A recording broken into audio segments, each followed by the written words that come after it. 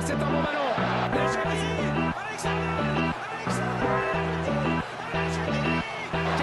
Kavanovic, nouveau tir de Barca.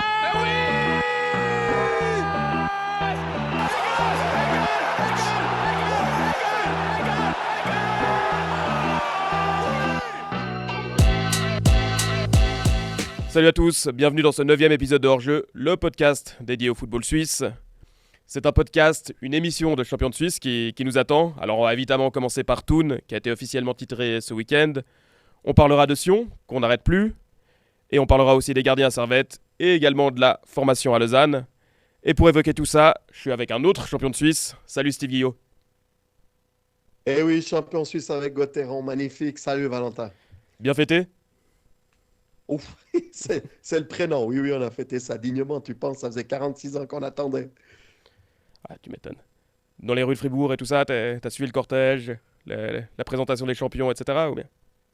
Alors écoute, j'ai fêté jusqu'au vendredi matin.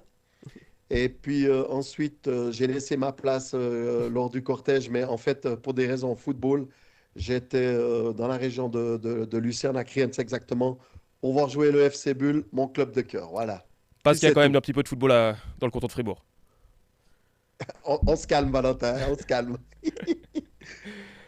Ok, bah, vu qu'on a parlé de Gauthieron qui a eu son premier titre depuis bien longtemps, parlons du FC Thun, qui pour le coup, lui, c'est le premier titre de son histoire, officiellement de champion de Suisse depuis ce week-end. Alors évidemment, on s'y attendait un petit peu. Ça traînait depuis quelques semaines, donc je te propose qu'on ne revienne pas forcément directement sur le titre, parce qu'on en a beaucoup parlé, l'excellent travail de Mauro Lustrinelli, la stabilité, cette équipe qui a largement mérité son titre sur ce qu'elle a produit sur le terrain. Mais moi, ce qui m'intéresse plutôt, c'est de faire un petit peu un pas en avant, de voir un petit peu ce qui pourrait se passer après ça, et comment est-ce que tu vois, toi, la suite pour le FC Thun. Est-ce qu'on va forcément avoir plus d'attentes pour ce club à partir de la saison prochaine, et déjà forcément à partir de cet été, dans la façon dont ils construiront leur équipe avec la Coupe d'Europe qui va arriver, etc. Il y aura quand même des attentes autour de Thun maintenant. Alors, ce qui est sûr, c'est que je ne sais pas s'il y aura plus d'attentes autour du FC Thun, qui a été clairement une surprise quand même cette année, il faut bien l'avouer. Mais en tout cas, ils seront attendus, ce qu'ils n'étaient pas forcément en début de saison. Ça va plus être le petit néo-promu qui surfe sur le vague d'une dynamique, sur la vague d'une dynamique. Là, clairement, on va l'attendre comme le champion en titre, et ça change quand même un petit peu la donne. Et puis, ce qui va aussi changer la donne, c'est que le FC Thun va devoir jouer 3 compétitions, hein. Le championnat suisse, le quotidien, la Coupe suisse, bon ça c'est pas très souvent, et puis évidemment on l'attend en Champions League. Donc quelque chose qui sera complètement nouveau pour le FC Thun. Et si toi tu fais un bond en avant et regarder vers l'avenir, j'ai envie de te dire, pour pas faire les mêmes erreurs que Thun avait fait en 2005-2006, surtout les saisons qu'on suivi, cette fameuse saison extraordinaire où le FC Thun avait fini deuxième du championnat, derrière le FC Bâle, avait pu accéder à la Ligue des Champions parce qu'ils avaient fait le job dans les 2 tours préliminaires. Si je ne me trompe pas, ils avaient battu, me semble-t-il, le Dynamo Le Kiev et puis Malmö, hein. Ah oui, au tour Et préliminaire, ouais, avant de tomber au avec le tour Sparta Prague, préliminaire, après ils Arsenal avaient pu aller et dans un groupe, ouais, qui est assez incroyable, hein. Il y avait je crois qu'il y avait Ajax, il y avait Arsenal et puis le Sparta Prague. Et ils avaient fini troisième de ce groupe. Mais alors, ce qui avait été compliqué, c'était l'après. Parce que 2 ans après cette aventure exceptionnelle, le FC Thun était tombé. Donc, j'espère que du côté de Thun, que ce soit Gerber, Albrecht et Lustrinelli, s'en souviendront et tireront les conclusions. Parce que tu sais, on a beau parler d'humilité, d'accord? Mais quand même, c'est les étoiles, ça brille, et puis tu peux perdre un peu pied, même à Thun. Donc, les 3 personnes-là auront un sacré boulot pour garder les gars, les pieds bien à terre. donc toi, qu'est-ce que tu préconiserais de faire un effectif, de construire un effectif en se disant on n'y va pas pour jouer le titre, on y va avec la même humilité que ce qu'on a eu cette année, donc le maintien, ou alors peut-être le top 6, mais pas forcément essayer de tout lâcher financièrement parlant pour construire un effectif qui puisse de nouveau jouer les hauts tableaux.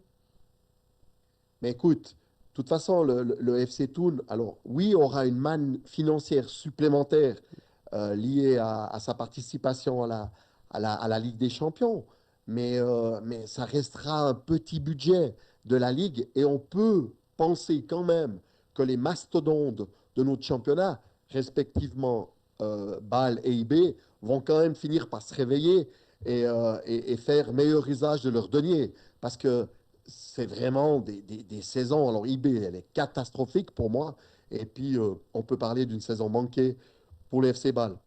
Donc, Thun devra quand même faire certainement face à une autre concurrence que celle de cette année. Et on peut facilement imaginer qu'on risque d'être raisonnable à Thun. Alors, et viser dans un premier temps plutôt les 6 premiers que viser le titre. Moi, ça me paraît une évidence. Bon, moi, ce qui m'inquiète un petit peu, c'est la manière dont ils vont pouvoir construire leur effectif. Alors, je pense qu'il n'y aura pas des tonnes de départ. Les départs qu'on imagine, on les a déjà plus ou moins évoqués. Ça peut être Achteder, ça peut être Mechtri. Mechtri qui est peut-être le seul qui a une vraie valeur marchande dans cet effectif. Ça peut être Eulé éventuellement, mais encore, il y a peu de joueurs là-dedans qui vont cibler les grands championnats. Ce sera plutôt des deuxième division de grands championnats ou des championnats intermédiaires, je ne sais pas, la Belgique, les Pays-Bas, enfin ce genre de profil sans mettre un cadre absolument rigide autour de ça. Mais je pense que c'est assez clair qu'il n'y aura pas beaucoup de départs marquants a priori, parce que au niveau de tous les joueurs importants de cette équipe, ils n'ont pas forcément beaucoup de pouvoir d'attractivité pour le reste des clubs. Maintenant, c'est plus une question de recruter. Et c'est quand même pas si simple, je pense, de faire venir des joueurs à Thun et faire venir des joueurs qui puissent t'amener un véritable saut de qualité. Sachant, alors oui, il y aura l'attraction de la Coupe d'Europe. Forcément, ça attire un petit peu. Mais au-delà de ça, qu'est-ce que tu proposes de plus que ça? Enfin, t'es pas beaucoup plus exposé qu'ailleurs. Alors même si tu as eu beaucoup de monde au stade ces derniers temps, parce qu'il y avait le titre qui se faisait sentir, il n'y aura jamais des moyennes à 20 000. Enfin, je crois que le stade doit faire 12 000 à Thun. Il n'y aura jamais des moyennes à 10-12 000 sur toute la saison. Il n'y aura pas un intérêt énorme de la part des médias, des télévisions, de tout ce qu'on peut imaginer. Ça, on est dans l'exception. Donc voilà, moi, je ne vois pas quel genre de profil tu peux faire venir à Thun, si ce n'est peut-être des joueurs que tu veux relancer ou qui veulent se relancer un petit peu au niveau suisse, au niveau européen, j'en sais rien, mais qui ont peut-être déjà fait quelque chose. Pour moi, Thun, c'est pas vraiment une plateforme qui puisse, en tout cas actuellement, qui peut t'envoyer vers de plus grands championnats, en tout cas. Bah, en fait, ton argumentation répond à ta question précédente que tu m'as posée. Clairement, je pense qu'on est conscient qu'à Thun, le sucre, ce sera la Ligue des Champions. Mais le sucre, à mon avis, va plus concerner les joueurs qui sont dans cet effectif. Parce que Valentin, moi, entre aller une deuxième division à l'étranger ou rester à Thun pour jouer la Ligue des Champions, personnellement, j'ai choisi la formule de rester à Thun. Maintenant, il y a d'autres facteurs qui rentrent en ligne de compte. On sait très bien lequel c'est surtout l'aspect financier, d'accord? Qui fait que peut-être un joueur qui approche de la trentaine et puis qu'on lui propose 3-4 fois plus que ce qu'il peut gagner à Thun, peut-être qu'il ira. Ça, certainement. Mais comme tu l'as dit, faire venir un joueur à Thun, c'est pas si évident. Thun a construit cette saison son effectif sur des joueurs qu'on ne voulait pas forcément ailleurs, qu'on a magnifiquement relancé. Mais ça, tu sais, le répéter, ça va être compliqué. Donc, c'est sûr, moi, je me réjouis de voir cette saison et j'espère tout le bien pour le FC Thun. Mais ça risque pas forcément d'être si évident que ça, comme tu l'as si bien argumenté. Ouais, et puis, alors, en plus, il y a quand même, mine de rien, des joueurs qu'il faut essayer de garder, qui serait bien de garder. C'est un Imery qui appartient pas à Thun, qui était prêté par IB. Lui, il a tout intérêt pour le coup à rester, mais il faut encore que Thun trouve les moyens de le rester, trouve les moyens de le garder, trouve les arguments pour le garder. Peut-être que lui aussi il peut prétendre à autre chose. Peut-être qu'il peut. Alors, je pense pas qu'il reviendra à IB avec l'envie de s'imposer à IB. À mon avis, l'histoire est terminée là-bas, mais peut-être que sa saison parle pour lui aussi pour un transfert. Il a 25 ans, Imery. Ça fait des années qu'on parle d'un transfert à l'étranger pour lui. Quand il était à Servette, il attirait Francfort, il attirait Bruges à un moment. Enfin, il y a eu pas mal de clubs qui sont renseignés sur lui. Alors ça s'est pas fait. Il avait décidé d'aller à IB où ça s'est pas très bien passé finalement avec des blessures. Mais peut-être que c'est l'âge pour lui d'aller voir autre chose. Alors évidemment, jouer à la Ligue des Champions aussi, c'est en tout cas la Coupe d'Europe, parce que la Ligue des Champions n'est pas garantie. Il faudra quand même passer par des tours qualificatifs. Mais jouer la Coupe d'Europe, c'est intéressant. Mais ouais, dans la construction de ta carrière, est-ce qu'il vaut mieux pour un Emery de rester, enfin d'être à Toon actuellement, ou bien de maintenant aller taper ailleurs, essayer de trouver un autre défi hors de la Suisse? Je pense que c'est des vrais dilemmes qui se posent à ce type de joueurs. Pareil pour Schneider, enfin c'est ces joueurs-là dont on parle, quoi. Ouais, il est intéressant le cas d'Imery parce que là, euh, en fait, il y a une situation multifactorielle. Évidemment, le joueur et son agent auront un mot à dire, mais il appartient quand même à IB. Alors, peut-être qu'il ne retournera pas à IB, mais peut-être que IB aura une offre pour lui qui pourrait être intéressante pour tous les partenaires, c'est-à-dire le joueur sur le plan du salaire et d'une somme de transfert qui peut être intéressante. Donc là, on aura une situation complexe. Mais encore une fois, j'ai envie de te dire, Imery revient de très très loin. Et il a eu cette humilité de vouloir se relancer dans et- sans faire offense au FC Thun, un petit club, d'accord, qui devient de plus en plus grand, effectivement, en quittant un grand club IB.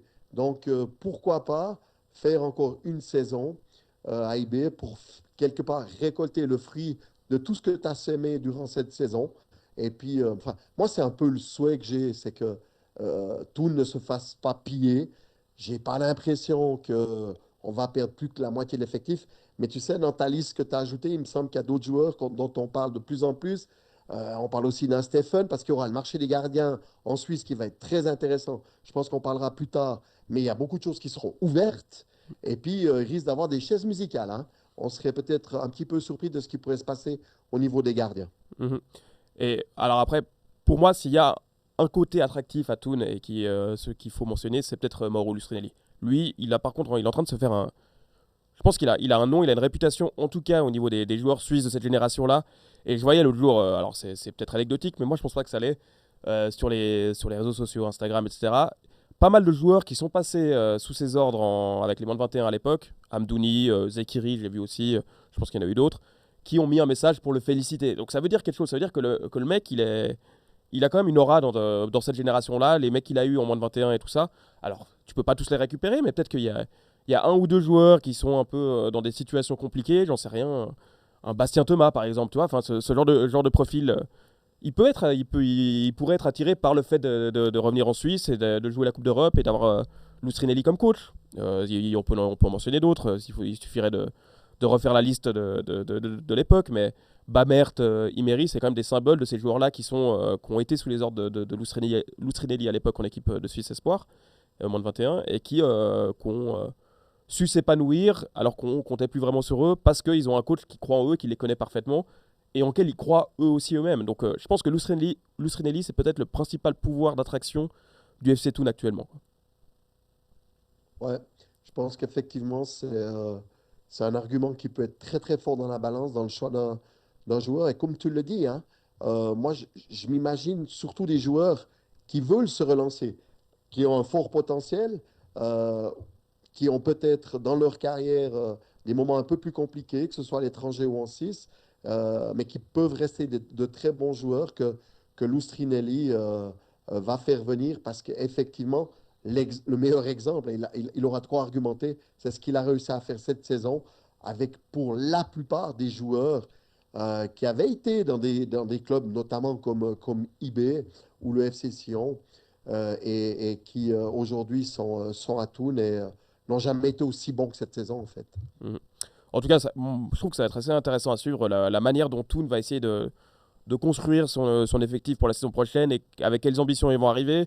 Avec les avertissements qu'on lance aussi, ne pas trop s'enflammer non plus. Je pense que c'est en effet, il y a trop d'exemples, notamment à l'étranger. Je prends un Montpellier à l'époque. Enfin, ce genre d'équipes qui sont montées très haut et puis derrière qui sont un petit peu écroulées parce que financièrement ils sont un peu vus trop beaux. Ils ont joué avec les champions, mais il n'y a pas eu de durée derrière. Donc oui, je pense que Toon, ça va être intéressant à suivre, ça c'est clair. Maintenant, je sais pas si toi, il y a encore quelque chose que tu voudrais rajouter sur la suite pour le FC Toon ou autour du FC Toon avant de passer à nos clubs romans. Non, mais encore une fois, pour moi, on a trois personnes à la tête du club. Évidemment, je parle que de trois personnes parce qu'il y en a bien plus, mais qui doivent être le garant de choix sereins, qui sont dans la continuité de ce qui a été fait au FC Thun, en s'appuyant sur une expérience qui avait été malheureuse hein, en 2005-2006, surtout les 2 saisons qu'on succédé, où les joueurs avaient perdu un peu pied, s'étaient vus plus beau qu'ils n'étaient, avaient perdu cette humilité qu'on souhaite toujours dans l'Umberland bernois, hein, avec des joueurs qui avaient fait un peu des conneries lors de sorties. Pape Omar Faye qui avait cédé aux sirènes de sous pas très propres, avec des paris illégaux. Donc voilà, tout ça est à éviter. Je pense que on le sait du côté de Thun et on peut compter sur Gerber, Albrecht et Lustrinelli pour continuer à nous faire rêver. Prochain match du FC Thun, c'est à Sion dimanche prochain, dimanche à 16h30, sauf erreur, il me semble que c'est l'horaire qui est prévu. Ça donne l'occasion de faire la transition vers le FC Sion, qui devient inarrêtable, quatrième victoire consécutive, à Saint-Gall s'il vous plaît, victoire 3-0 net, sans bavure, les buts de Chouarev, de Kololi, de Chouarev, de Kololi, de Berdaïes. Donc ça, c'est quand même la preuve d'une équipe qui va vraiment bien, qui continue d'enchaîner, qui continue à monter au classement. Peut-être qu'il peut envisager plus que la quatrième place qu'elle occupe actuellement. Mais moi, je te propose qu'on commence par ton coup de cœur sur le FC Sion, sur le travail qui est fait actuellement, sur la maîtrise qui est affichée. On t'écoute, Steve, par rapport à tout ça. Ouais, en fait, quelque part, j'ai vraiment suivi attentivement ce match, de nouveau en mettant un gros focus dans mon analyse sur le FC Sion. Et j'avoue qu'ils ont à nouveau réussi à m'étonner. Je ne sais pas si tu te rappelles, la semaine passée, on avait mis un coup de projo sur la défense du FC Sion dans la construction du jeu offensif de l'équipe valaisanne. Et puis, en fait, j'ai été ultra surpris sur ce qu'ils ont réussi à faire. Et au niveau tactique, je crois qu'on peut vraiment tirer notre chapeau, non seulement à son coach, mais évidemment à tout le staff du FC Sion qui fait un énorme travail. Parce que là derrière, il doit avoir des heures d'analyse vidéo. Et je pense qu'avec son pool d'entraîneurs, il doit vraiment y avoir un travail conséquent qui est fait dans la préparation de tous les matchs. Et là, je m'explique ce que j'ai pu observer. En fait, je ne sais pas si tu te rappelles, on se réjouissait parce que j'avais dit Saint-Gall est une équipe qui peut faire un pressing assez important dans certains moments du match. Et en fait, si on a réussi à éviter ce pressing de manière ultra intelligente, on a fait très très peu de passes entre les défenseurs et derrière, on a souvent allongé le jeu, soit en sautant une ligne, simplement la ligne des attaquants, puis on trouvait le milieu de terrain.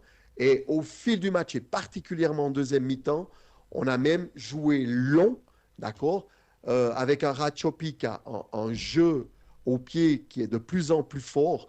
Moi, honnêtement, j'ai essayé, je crois que peut-être une fois, il a loupé une relance au pied, mais toutes ces relances étaient incroyables. Et puis, comme tu as un Sion qui est en pleine confiance, alors, tu as beau avoir Stanic, hein, mais quand tu as un niveau Kadzi, bah, un duel sur deux de la tête, il les gagne, ou en tout cas, il la dévie. Chouaref, il est tellement en verve qu'en fait, il peut amortir de la balle, la nuque, l'oreille, du pied, du dos. Il y a à peu près tout qui lui réussit. Loukembila, il met beaucoup de pression par ses courses. Donc, même le jeu long du FC Sion a été ultra efficace et a fait qu'on a rarement vu le FC Saint-Gall pouvoir poser son pressing et mettre en difficulté le FC Sion. Donc, j'ai trouvé que tactiquement, le FC Sion a joué absolument tout juste, même si on ne doit pas oublier qu'entre la 30 et 35e, il y a eu 2 transversales pour le FC Saint-Gall. Mais encore une fois, tu es une équipe qui est en pleine confiance, un gardien qui a la chance avec lui, parce que quand il y a ces deux montants, on peut parler de chance avec toi. Et je trouve là que ça a été admirable, la manière dont tu as abordé tactiquement ce match, le FC Sion. Ouais, et puis bon, tu parles des lattes, alors ça fait partie du jeu, hein, mais ça vient de coup de pied arrêté. C'était plus ou moins la seule ressource qu'avait Saint-Gall dans ce match-là. En effet, dans le jeu, le jeu ouvert, comme on dit, il n'y a aucun moment où tu te sens que Sion est asphyxié par Saint-Gall. Et Saint-Gall est une équipe qui aime faire rentrer les matchs dans des matchs de duel, quoi, avec beaucoup d'intensité.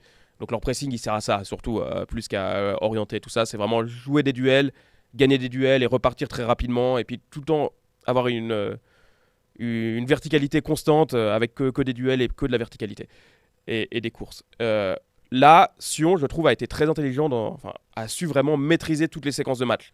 Ok, il y a des moments, alors Saint-Gall était un petit peu plus haut, mais il n'y a pas de souci, ils allongeaient et ils arrivaient à gagner les deuxièmes ballons et donc calmer le jeu dans le camp adverse. Et puis, quand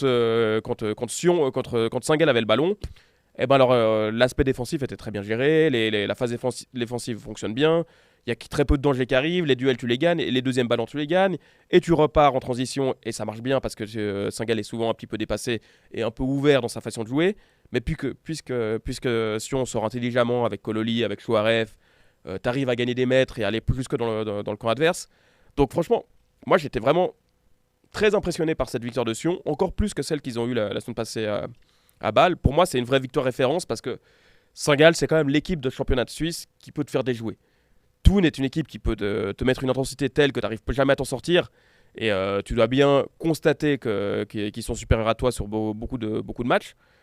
Mais Saint-Gall, ils te font complètement déjouer parce qu'ils font rentrer dans le match dans simplement des duels, des longs ballons. Et si tu n'es pas prêt à répondre à ça, tu ne trouves plus aucune solution. Et tu essaies de jouer un jeu qui n'est pas le tien. Là, pour le coup, Sion a joué plutôt son jeu, même si, ok, il y a eu moins de séquences de possession que d'habitude. Mais il n'y avait pas besoin. Enfin, il n'y avait pas besoin parce que tous les moments de match étaient bien appréhendés, à part ces séquences sur coup de pied arrêté au milieu de la première mi-temps. Donc, moi, franchement, pour moi, c'est vraiment la plus belle victoire, la plus signifiante victoire du FC Sion cette saison. Ouais. Alors, comme la dernière fois, quand on avait parlé du FC Sion dans le derby, euh, encore une fois, pour moi, c'est une seconde mi-temps aboutie. Et le FC Sion a tendance à très, très bien réussir ses deuxièmes mi-temps, hein, ces derniers temps. Et c'est pour ça que je vais aussi mettre en avant ce staff, hein, du FC Sion, parce que je crois que la condition physique, hein, c'est Stéphane Troyer, hein, qui s'en occupe. Et on parle du jeu au pied de Ratiopi, hein. C'est Massimo Colomba qui a fait une longue carrière comme entraîneur des gardiens à Bâle, qui fait un boulot exceptionnel aussi à Sion. Et puis il y a ses assistants, hein, Van Jack et puis Benjamin Bertrand. Il y a l'analyse vidéo, hein, Colandreau, avec tout son staff, parce qu'il n'est pas seul, hein, mais c'est le chef analyse vidéo. Donc, on a vraiment un travail d'équipe qui est admirable actuellement au FC Sion. Et tu parles d'une séquence de possession de balle. Alors, de la à peu près 82e minute à la 84e minute, pour te dire comme le FC Sion gère bien son match, il y a eu une séquence de 35 passes consécutives réussies par le FC Sion. Je ne sais pas si tu t'en rappelles, mais moi, j'étais tellement épaté par ce qu'ils arrivaient à faire que j'ai fait un replay en arrière pour revoir, en fait. Je me suis dit, mais attends, là, ça fait 2 minutes passées qu'ils ont la balle. Je crois qu'ils ont eu pendant 2 minutes et 2 minutes 30 la balle dans leurs pieds. Donc, 35 passes consécutives. Donc, on a actuellement un FC Sion. On se demande ce qui va se passer sur les 3 derniers matchs. On se réjouit. Mais honnêtement, c'est absolument extraordinaire cette fin de championnat pour le FC Sion, quoi. Ouais, et puis on en a déjà parlé ces dernières semaines, mais je trouve il est d'autant plus régulier actuellement. Le match de Chouaref, je le trouve vraiment encore très impressionnant dans sa capacité à résister au duel, à amener du danger, à aller provoquer. Le premier but de Kololi, c'est quand même lui qui l'amène en mettant toute l'intensité sur le côté pour aller chercher ce centre et tout ça. Franchement, les matchs que fait Chouaref actuellement, alors il a eu des moments depuis qu'il est en Suisse où il a été très bon et après il s'est un peu éteint. Mais là, on est dans le meilleur Chouaref qu'on voit depuis très longtemps. Il est capable de jouer autant à droite qu'à gauche, d'être lié à ses coéquipiers, d'être en lien avec ses coéquipiers, peu importe où il se retrouve sur le terrain. Il peut faire des appels, il peut aller dribbler. Je pense que pour moi, c'est vraiment l'élément déstabilisateur et un des facteurs X du FC Sion actuellement pour donner tout le crédit à tout le travail défensif qui est fait en amont. Lui, le travail offensif, c'est lui qui le déclenche vraiment très souvent dans les actions sédunoises, quoi. Ouais, clairement, je peux que te donner raison. Aujourd'hui, Chouaref, comme je l'ai dit, quoi, il marche sur l'eau. Et tu vois, il est en train de changer de statut. Il n'y a pas si longtemps, euh, malheureusement, il avait une réputation de joueur qui cherchait des fautes. Aujourd'hui, il obtient quasiment toutes les fautes. Et elles sont sifflées en sa faveur. Euh, je ne dis pas qu'il fait moins de comédie qu'avant, etc., mais il provoque énormément, il va chercher énormément de fautes. Et aujourd'hui, au contraire d'autrefois, elles sont sifflées. Donc, c'est-à-dire qu'il est en train de changer de statut dans notre championnat. Et on parle de Chouaref, mais je trouve qu'il y a tellement une équipe complète où la plupart des joueurs apportent leur pierre à l'édifice. Moi, j'ai toujours dit qu'il y a un FC Sion avec ou sans Kololi parce qu'il apporte cette volonté d'aller de l'avant, cette arrogance. Mais j'aime bien cette arrogance positive. On ne doute plus de nous, on n'est plus le FC Sion. Et Kolo, quand il va pour tirer une panenka, c'est pas que pour le spectacle, c'est qu'il est sûr de son fait. Tu vois ce que je veux dire? Il a décomplexé le FC Sion, je trouve. Et puis niveau Kadji, maintenant, ben, tu vois qu'il est craint, quoi. Et puis, ben, ouais, un gardien exceptionnel qui mériterait d'être sélectionné dans l'équipe de Suisse. Enfin, moi, je trouve que tous les signaux sont verts. Et vous, où va finir le FC Sion à la fin de saison? C'est peut-être la vraie question qu'on peut se poser maintenant. Et la question, elle nous a été posée. On vous avait demandé la semaine passée si vous aviez des questions à nous poser. Vous pouviez, il n'y avait pas de souci. Sur les réseaux sociaux, on est disponible. Vous nous écrivez directement sur les comptes hors jeu, sur nos comptes personnels. Il n'y a aucun problème. On les traite, on les regarde, vos questions. Il y en a notamment une question de Stéphane. Alors, il nous a posé plusieurs questions, mais la première qu'il nous a posée, qui vient tout en haut, je te la pose à toi, Steve. Il nous a demandé si Sion peut-il ou est-il capable de viser la deuxième place selon nous. Et toi, qu'est-ce que t'en penses de ça? Écoute, je crois qu'on doit s'intéresser un peu au calendrier pour pouvoir répondre à cette question. Déjà, ce week-end, il y a quelque chose de très intéressant. Donc, Sion va recevoir Thun. Bon, alors un Thun qui va être festif, alors peut-être qu'ils ont peut-être trop fêté, ou alors, au contraire, ils vont retrouver leur rythme de croisière qui était la leur. Ils étaient un peu stressés ces deux derniers matchs. D'accord, on l'a vu, ils ont perdu. Et peut-être qu'ils seront de nouveau dans ce fameux rythme qu'ils avaient avant ces deux derniers matchs. Mais en même temps, si on bat Thun, il y a un fameux Lugano-Saint-Gall. Et il faudrait, alors là, il faut commencer à faire des calculs d'épicier, hein. C'est espérer pour le FC Sion, pour arriver deuxième, pour avoir une chance d'arriver deuxième, c'est qu'il y a un match nul entre Lugano et Saint-Gall. Toi, tu gagnerais 2 points sur les deux équipes en même temps. Parce que là, tu dois taper deux équipes, Lugano et Saint-Gall.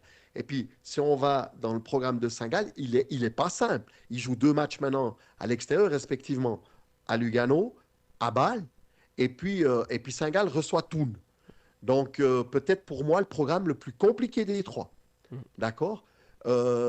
Alors, Lugano, lui, c'est le contraire. Il reçoit 2 fois, hein. Il reçoit Saint-Gall, un adversaire aussi direct pour lui. Donc, c'est pour ça qu'un match nul, ça pourrait être intéressant pour le FC Sion.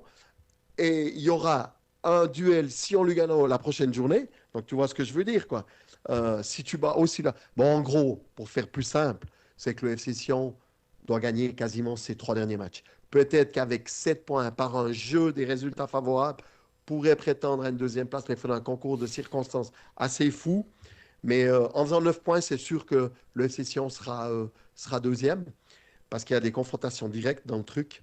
Mais allez, moi, ma tendance, là, comme ça, c'est que Lugano soit deuxième, Sion troisième, et pourquoi pas Saint-Gall qui a un parcours difficile, quatrième. Voilà, j'ose.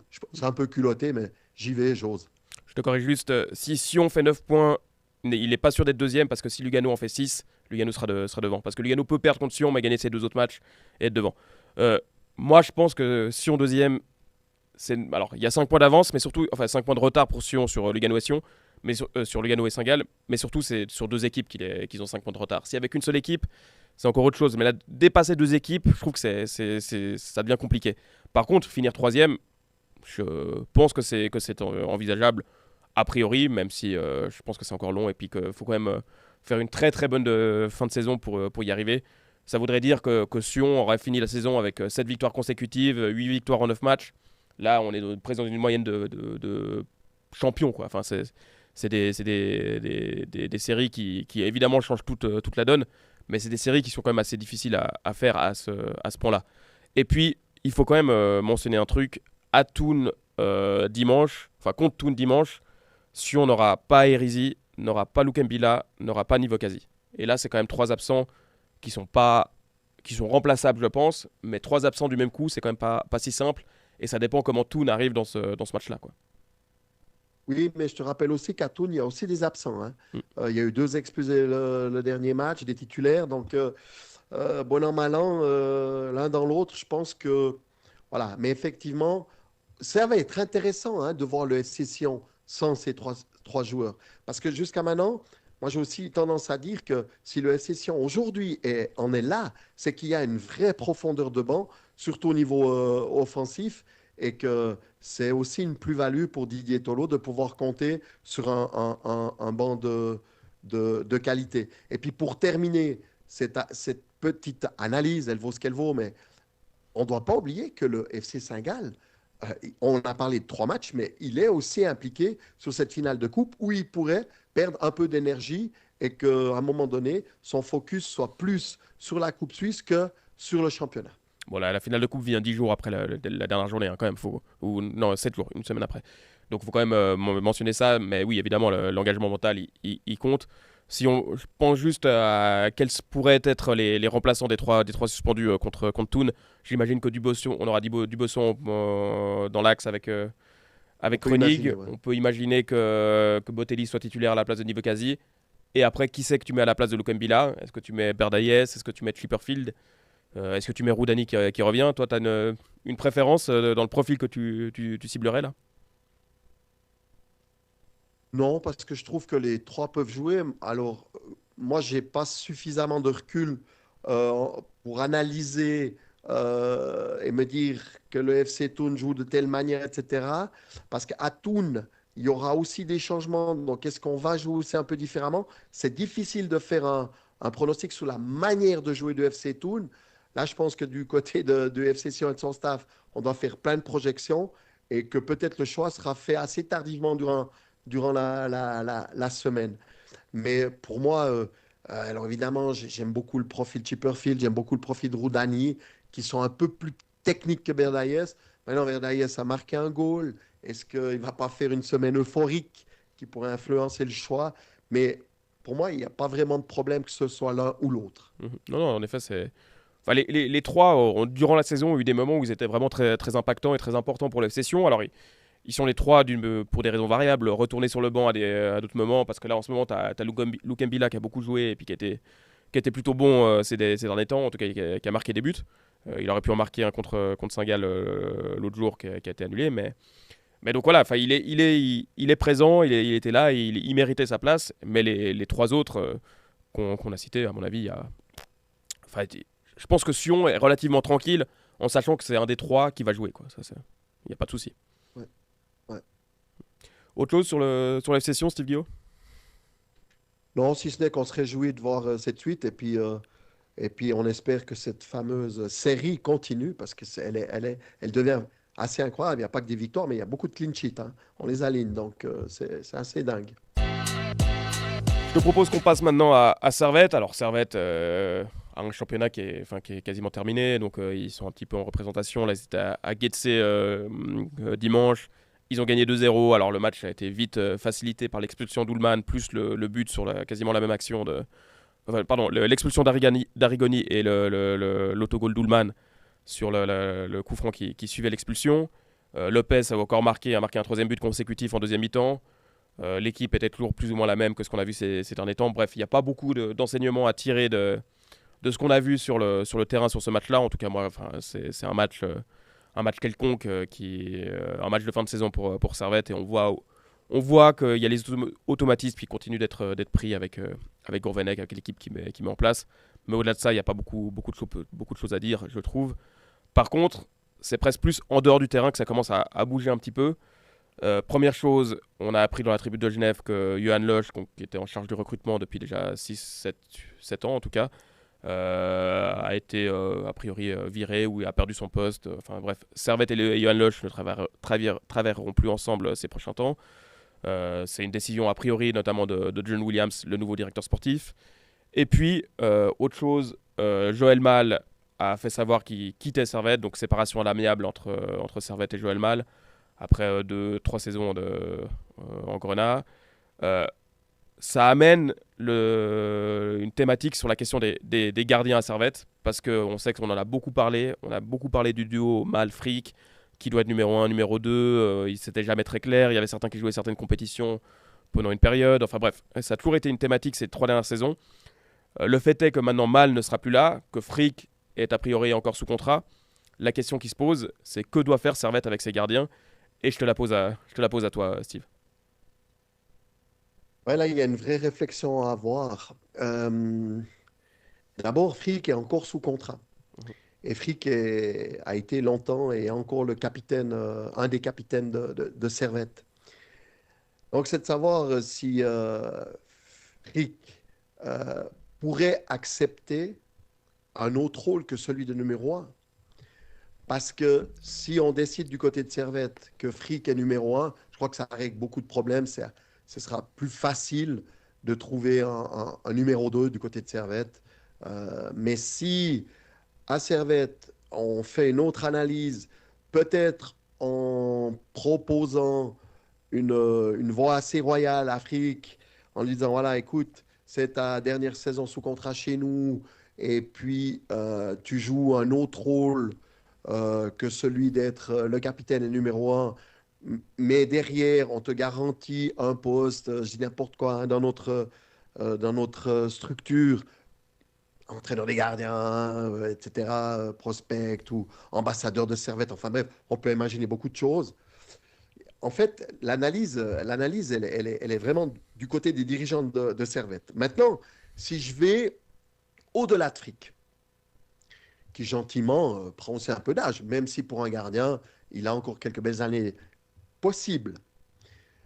Mais ce qu'on doit tenir compte dans l'analyse, c'est que Frick a été assez régulièrement blessé ces dernières saisons, et particulièrement cette dernière saison. Euh, Est-ce qu'aujourd'hui, on fait le choix d'aller chercher un jeune gardien et on s'inspire de ce que fait Zurich? Alors, c'est à peu près la seule chose où on peut s'inspirer du FC Zurich, hein, avec Hubert, qui pour moi est un excellent gardien. On l'a fait à Lucerne avec Loretz. Je ne sais pas, soit je pense que tu le sais mieux que moi, si dans la formation servétienne, il y a un jeune gardien qui pourrait prétendre à ce poste de numéro un. J'ai plutôt des doutes, mais je peux me tromper. Ou on va chercher un gardien suisse. Moi, aujourd'hui, comme ça, je te dirais que Saipi ne doit pas être très heureux d'être la doublure de Von Malbos, que Vajkovac à Saint-Gall, bah, il mériterait peut-être d'être une fois un numéro un. Puis le dernier facteur, il tient compte de la manière de jouer de Gourvenec. C'est un entraîneur qui veut jouer et construire son jeu depuis derrière. Donc, dans le choix de ton gardien, il y a un facteur qui me paraît être important, c'est le pied, le jeu au pied. Frick, il a pas les pieds dans un carton, mais c'est pas peut-être son point fort. Je sais pas ce que tu en penses. Hein. En tout cas, le jeu court, le jeu court de proche de lui, sous pression, là c'est plus compliqué. Après, au jeu voilà. long, ça va, il vise des bonnes zones. Très Fait. souvent, on trouvait la relation entre lui et Stevanovic. Enfin, tu vois, il y avait des trucs qui marchaient au niveau long. Court, face à lui, devant lui, là, je suis d'accord avec toi. Donc, et puis comme il y aura, à mon avis, ça va chauffer sur le marché des gardiens en Suisse, parce que là, on ne doit pas oublier dans le contexte, parce qu'il faudra tenir compte de ce contexte, hein, par rapport à ce qu'on veut faire de Frick. On peut pas le snobber. Hitz va arrêter sa carrière. Letizia, de plus en plus, on se dit qu'il va quitter Lausanne. Et puis, tout ce qu'on ne sait pas ce qui pourrait se passer, hein, honnêtement, honnêtement, il y a un marché qui va être mais chaud bouillant au niveau des gardiens en Suisse. Mhm. Alors, pour prendre de l'ordre, donc déjà, au niveau des jeunes à Servette, il faut savoir qu'à Servette, Marouane Aubert est prêté actuellement à Nyon, donc c'était le troisième gardien de Servette, qui est en 2006. Le problème, c'est qu'à Nyon, là, Mastil est blessé. Mastil qui devrait a priori être le gardien de Lausanne l'année prochaine, hein, quand même. Il a été élu meilleur gardien de Challenge League hier. Il va normalement aller à Lausanne ensuite. Enfin, il appartient à Lausanne et puis devenir le successeur de Letizia. Le problème, c'est qu'à Nyon, actuellement, Mastil est blessé et Aubert ne joue pas. C'est Mazzeo qui joue, qui était à Yverdon à l'époque. J'imagine qu'il y a une réflexion par rapport au fait que Nyon n'est pas encore officiellement sauvé de la relégation. Donc possiblement que, je ne sais pas, hein, mais possiblement que Binotto a choisi de mettre un gardien qui est là depuis longtemps, qui est plus expérimenté, qui a déjà joué en Challenge League à Baden en l'occurrence. Donc voilà. Donc Aubert est là, mais Aubert, à mon avis, on est parti pour potentiellement une deuxième saison en Challenge League prêtée, ça me paraîtrait légitime. Derrière, il y a Louis Rieder qui est un 2003, lui, qui se retrouve un petit peu là par hasard parce qu'il a un parcours un peu cabossé. Il était à Chênois à l'époque, il n'a pas fait de l'élite, après il est parti à Port-Alban l'année passée, il est revenu à Servette avec les moins de 21, il s'est retrouvé à jouer des matchs et à être maintenant dans le cadre de la première équipe. Je ne suis pas sûr qu'il soit destiné à être, en tout cas immédiatement, un titulaire en Super League.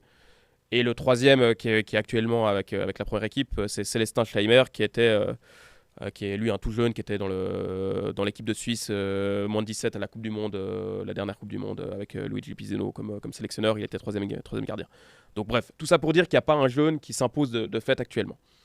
Maintenant, la question qu'il faut se poser, en tout cas, je pense que la réflexion que Servette doit avoir, c'est oui, il faut challenger Jérémy Frick. D'une manière ou d'une autre, il faut le challenger. Soit en prenant un jeune, en effet, qui est prometteur, qui peut encadrer, et puis il peut y avoir une concurrence, par exemple. Soit en recréant la situation qu'il y avait actuellement avec Joël Mal, en disant c'est la concurrence qui parle. Je pense pas que ce soit le meilleur choix à faire, mais on peut l'imaginer avec un profil qui est déjà établi en Super League ou à l'étranger, j'en sais rien.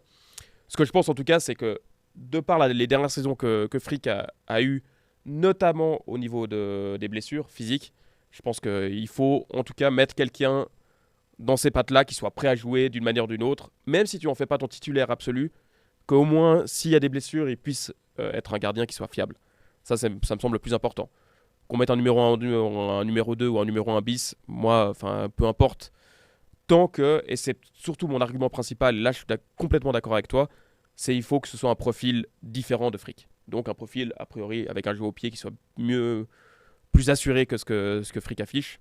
Et c'est là, surtout, où je vais être attentif à ce que va faire Servette à ce niveau-là. Parce que je pense que c'est un élément décisif dans la progression de Servette par rapport à cette saison, par rapport aux dernières saisons, parce que Mal, si Frick n'était pas bon au pied, Mal était encore pire pour moi. Donc voilà.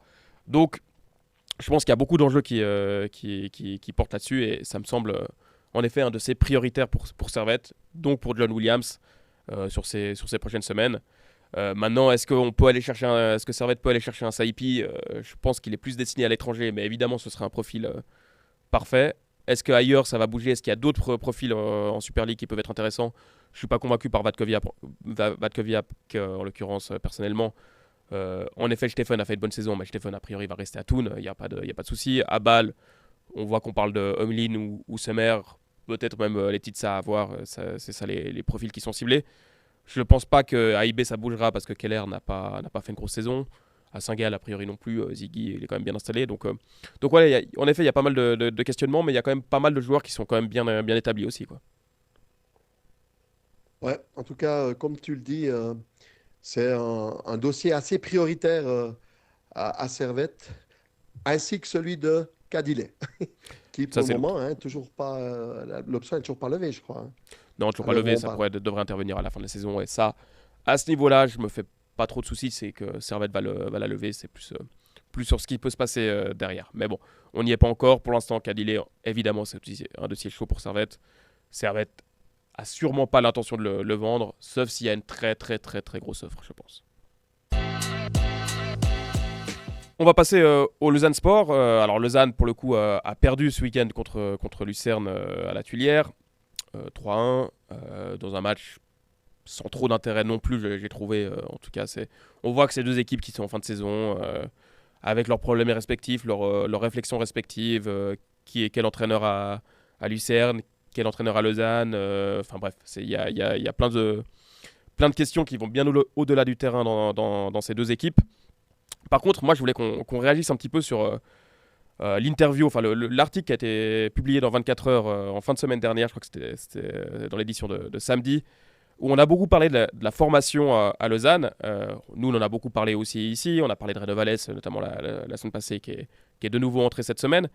Mais dans ce sujet autour de la formation, pour moi, il y a une déclaration qui m'a qui m'a interpellé, qui m'a presque choqué, de Vincent Steinmann, qui est le CEO du Lausanne Sport, qui dit très clairement ces mots-là. Il faut juste que je les retrouve, voilà. On se questionne beaucoup. Qu'est-ce qu'on fait de bien? Qu'est-ce qu'on fait de mal avec notre académie? Je crois en tout cas qu'on doit arrêter de penser qu'on est les meilleurs et commencer à gagner des titres. Les M19 sont en tête du championnat. On a besoin que cette fois, ils aillent au bout. Nos M16 sont bien placés. Nos M15 mènent aussi. Maintenant, il faut se faire violence et ramener ces trophées. Alors, ma réflexion va bien au-delà du simple cas du Lausanne Sport et simplement de ce qu'on doit faire avec une formation, avec une académie dans le football professionnel, dans le football d'élite. Est-ce que c'est, d'après toi qui as été dans plein de clubs, qui est lié au FC Bull, enfin bref, qui connaît la formation, qui connaît comment on réfléchit dans ces clubs, dans ces clubs-là, est-ce que pour toi, l'objectif de la formation, c'est en effet gagner des trophées? Écoute, ça ne doit pas être le premier objectif. Après, je dis pas, hein, euh, ça peut le devenir parce que dans les grands clubs, non seulement il faut former des joueurs à devenir des professionnels, mais en même temps, on demande aussi à ce que, à la fin, il y ait des titres. Mais ça, je te parle des clubs comme Barcelone, comme le Real, comme les grands qui vont finir peut-être à être des favoris à la Ligue des Champions. Donc, on n'est pas en train de parler du LS quand je te parle de ça. Moi, je trouve qu'en Suisse, et j'en parlais parfois avec Yves Desbonheur, il y a certains clubs, et il me semble qu'il me parlait du FC Winterthur, qui faisaient régulièrement des titres avec leurs jeunes joueurs, mais qui n'arrivaient pas à intégrer des joueurs qui gagnaient des titres chez les juniors, mais qui n'arrivaient pas à intégrer dans sa première équipe des professionnels. Et le but de la formation, c'est avant tout de donner des bases footballistiques, technico-tactiques, physiques, mentales, de premier choix, de premier choix, et qu'on fasse en sorte que ces joueurs aient les armes pour un jour devenir professionnels.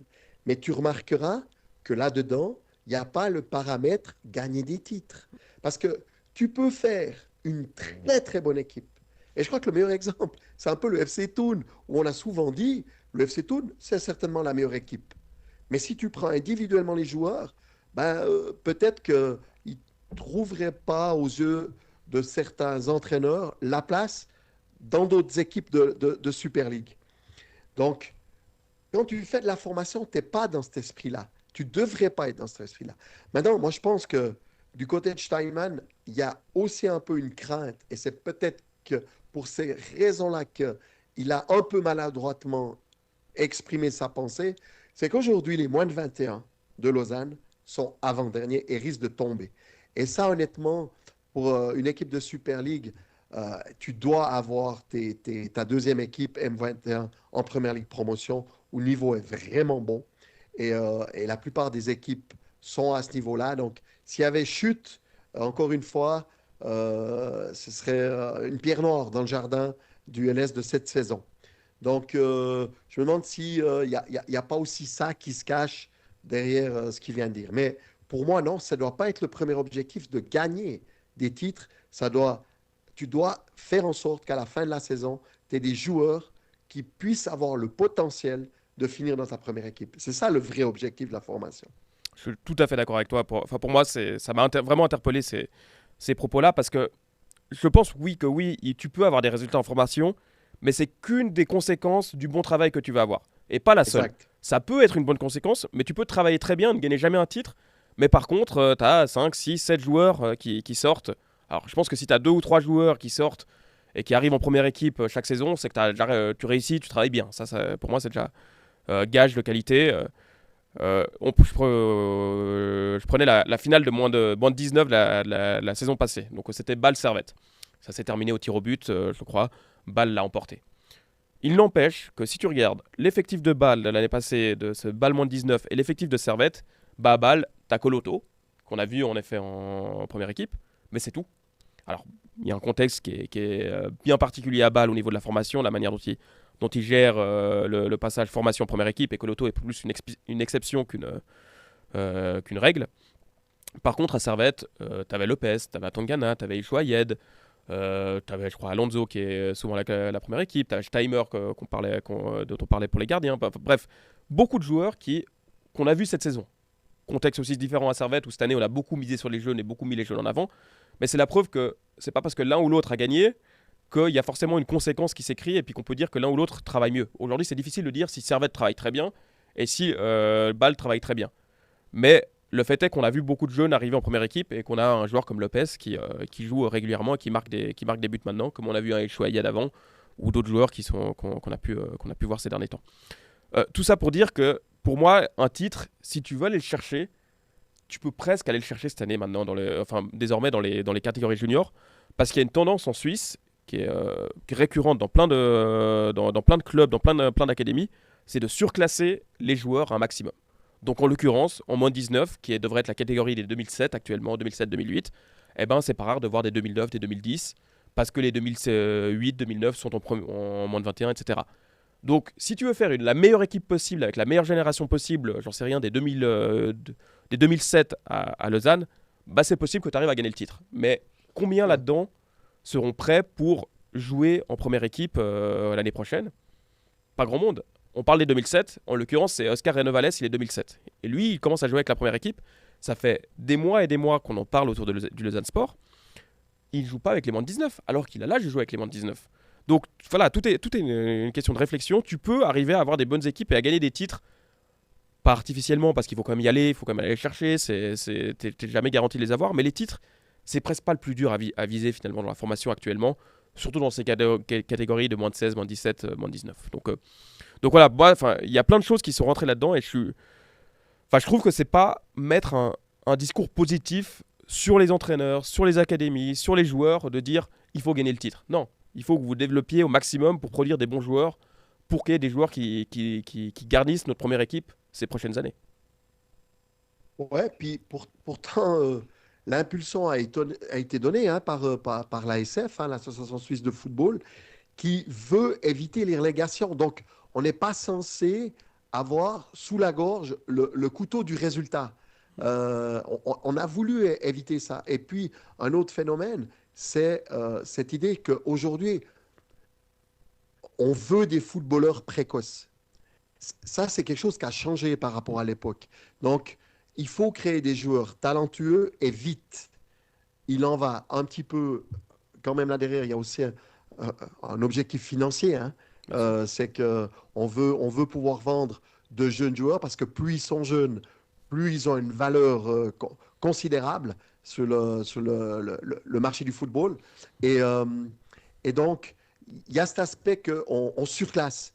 Mais alors, on risque de se tromper d'objectif. Si on surclasse et en même temps qu'on veut viser un titre, il risque d'avoir un manque de saison au niveau du joueur. Tu vois ce que je veux dire? C'est que le football, ça s'apprend. Le geste technique qui vient pur, c'est le fait que c'est une multiplication d'exercices où tu t'entraînes constamment et puis à un moment donné, cette expérience, elle vient et puis il fait que faire un contrôle sous pression, ça ne se fait pas comme ça. C'est pas si simple que ça. C'est la répétition des exercices qui fait que tu deviens très bon. Mais si tu enlèves des années juniors aux jeunes parce que tu les surclasses, puis en même temps, tu oublies de bien les préparer parce que tu veux viser un objectif, celui de gagner des titres, alors à mon avis, tu n'en fais pas des bons joueurs. Et c'est un peu une tendance, pas partout, mais c'est un peu une tendance. Parce que dans un de nos podcasts, je crois qu'il y a 2 podcasts en arrière, au 7e, on avait parlé du niveau technique du championnat suisse. Et on regrettait que les jeunes joueurs qui arrivaient dans notre championnat, sauf exception, on avait parlé de Sanchez par exemple, que le niveau n'était pas assez élevé. Et ça vient en fait de réflexions de dirigeants qui tiennent les propos d'un Vincent Steinmann. Là, il n'était pas très juste, Vincent. Je suis d'accord avec toi. Bon, on verra s'il y a d'autres joueurs du Lausanne Sport, des jeunes qui vont en première équipe ces prochaines semaines, ou alors si pour le coup on les envoie avec les moins de 21 pour sauver les moins de 21, avec les moins de 19 pour gagner les titres. Bon, faut quand même aussi noter un truc, c'est qu'à Lausanne, peut-être un des joueurs qu'on aurait vu un petit peu plus ces derniers temps, ça aurait été Ethan Pruchet, qui est blessé jusqu'à la fin de saison. Lui, il est en 2008, et il aurait pu jouer avec les moins de 21. Il jouait généralement avec les moins de 21, il aurait pu jouer avec les moins de 19 aussi. Donc forcément, c'est un manque. Et ça ne veut pas dire qu'il n'y a pas de joueurs à Lausanne. Au contraire, il y a des joueurs à Lausanne qu'on peut voir. Peut-être que ça dépend de l'équipe première, mais en tout cas, ça ne dépend pas, à mon avis, des titres qui sont remportés par la première équipe. Enfin, par les équipes juniors du Lausanne Sport. Steve, je te propose qu'on passe au pronostic de la semaine. On va commencer directement par la Coupe d'Europe, par la Ligue des Champions. C'est ce qui nous attend dès ce soir. Avec d'abord, j'ai presque envie de dire en amuse-bouche avant le match de mercredi soir, le Arsenal Atlético de ce mardi soir. Donc on enregistre mardi, donc c'est bien ce soir à 21h. Ce sera à Londres, à l'Emirates, après le match nul de l'aller, le 1-1 de l'aller. Comment tu vois ça?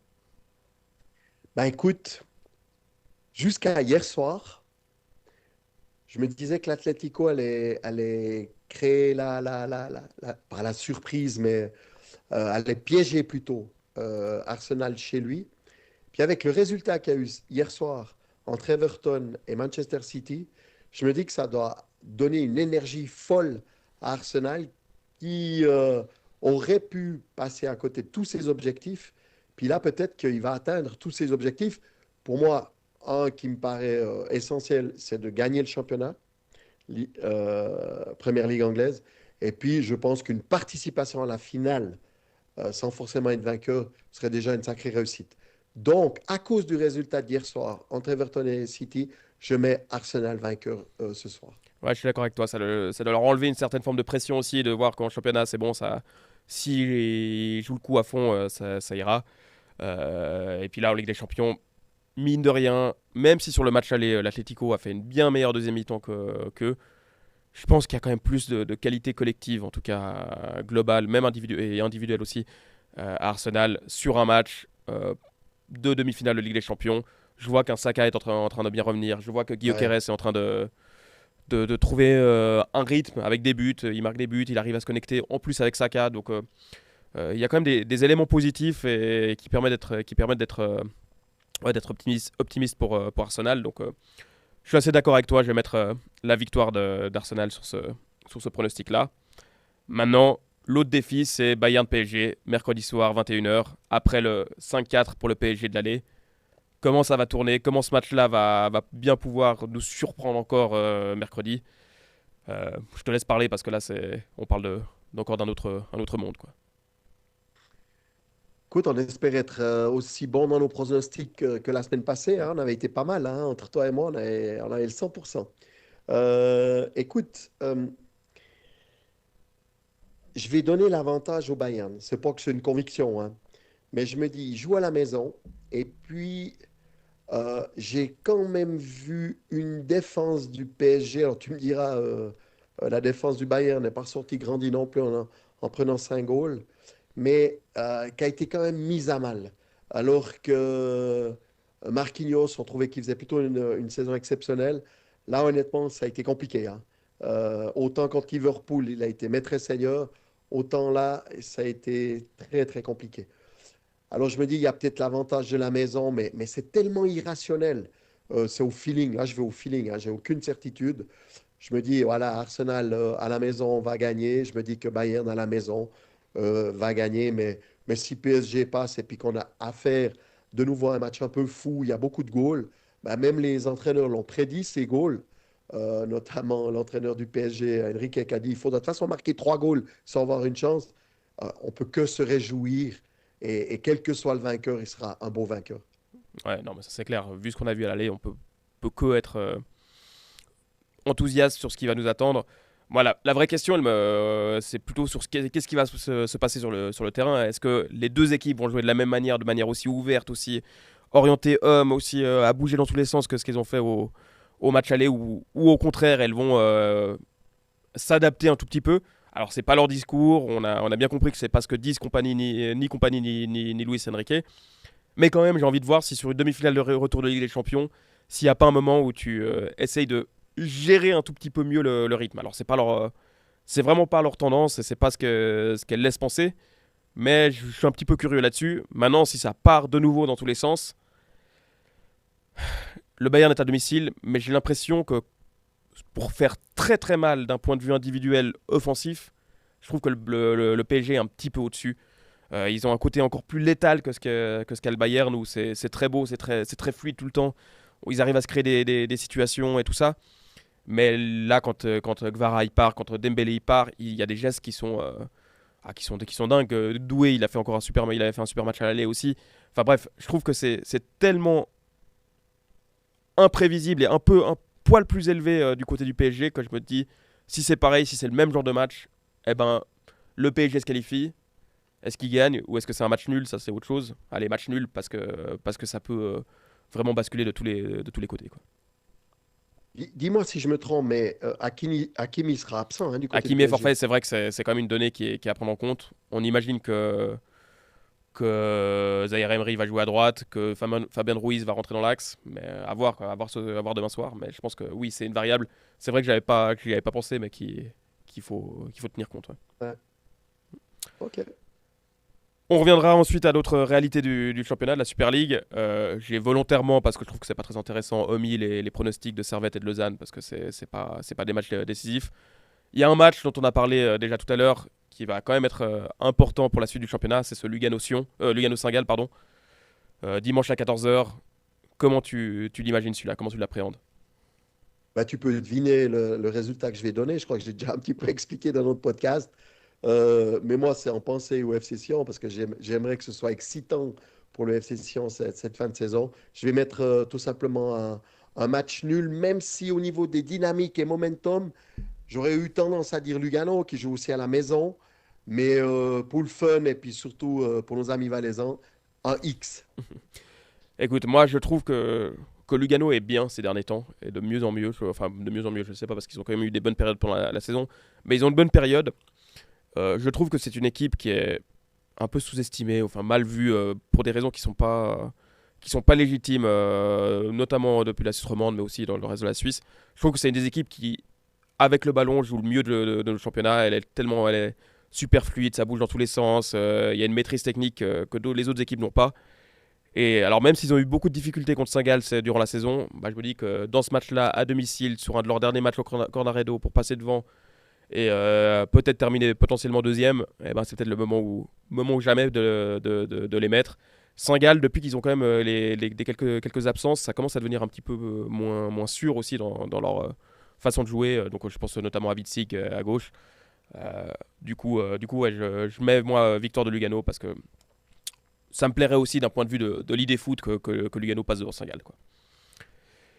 Et puis forcément, on termine avec le Sion-Thun de dimanche à 4h30. Moi, je vois une victoire de Sion parce que Sion va très bien en ce moment, parce que Thun en plus d'être déjà champion, Thun est quand même un petit peu moins bien ces derniers temps, ces dernières semaines, avec leurs absences aussi. J'imagine que Sion va enchaîner, va continuer sa série. Et la confiance qui se dégage de cette équipe parle pour elle actuellement. Donc moi, je mets victoire de Sion. Toi, Steve? Alors, parce que je suis roman et que parce que j'ai mis un match nul entre Lugano et Saint-Gall, je vais mettre une victoire de Sion. Mais il y a des absences importantes, hein. Tu l'as évoqué tout à l'heure du côté de Sion, à voir comment Tolo et son staff vont parer à ces absences. Il est vrai aussi que il y a des joueurs qui sont en stand-by, hein, mais qui jouent comme des jokers. Et c'est peut-être ces joueurs-là qui vont faire la différence du côté de Sion. Je me dis aussi que la semaine a été certainement très festif du côté de Thun. Il doit y avoir quand même quelques restes, un peu de fatigue. Pour toutes ces raisons-là, je vais mettre une victoire du FC Sion. Très bien, bah écoute, on verra ça cette semaine. On en discutera forcément de nouveau la semaine prochaine. En début de semaine, on verra quand est-ce qu'on revient. C'est tout le temps en début de semaine généralement. Entre-temps, comme déjà dit durant l'émission, comme déjà dit la semaine passée, n'hésitez pas à nous poser des questions en vue de la semaine prochaine. Ce sera le 10e épisode. Ce sera l'occasion, selon ce qui se passe ici et là, de passer un peu plus de temps pour y répondre. Donc vous pouvez nous interpeller, je répète, sur les réseaux sociaux, Instagram, YouTube, X. Il y a plein de réseaux. En commentaire sur YouTube, sur Spotify, sur Apple Podcasts, on peut pas, mais on peut aussi nous joindre par mail. Il y a plein de façons de nous atteindre. Vous hésitez vraiment pas à le faire. Poser des questions en vue de la fin de saison. Même des thèmes qu'on n'aborde pas forcément habituellement. On sera ravis d'y répondre, de les aborder. Donc, il y a vraiment, on veut vraiment vous faire participer la petite communauté qui grandit autour de Hors-Jeu. Donc vous êtes bien sûr les bienvenus. Ouais, alors, comme tu l'as dit, hein, n'hésitez pas à nous questionner comme Stéphane, hein, l'a fait lors de cette émission. Et nous, on espère que Valentin et moi sommes des fidèles comme nos auditeurs qui, on le sait, nous suivent et nous écoutent chaque semaine. On n'oublie pas Laurent, encore une fois, qui va de mieux en mieux, qui est sorti de l'hôpital et qui va nous rejoindre une fois. Mais voilà, maintenant, c'est encore une autre étape pour lui.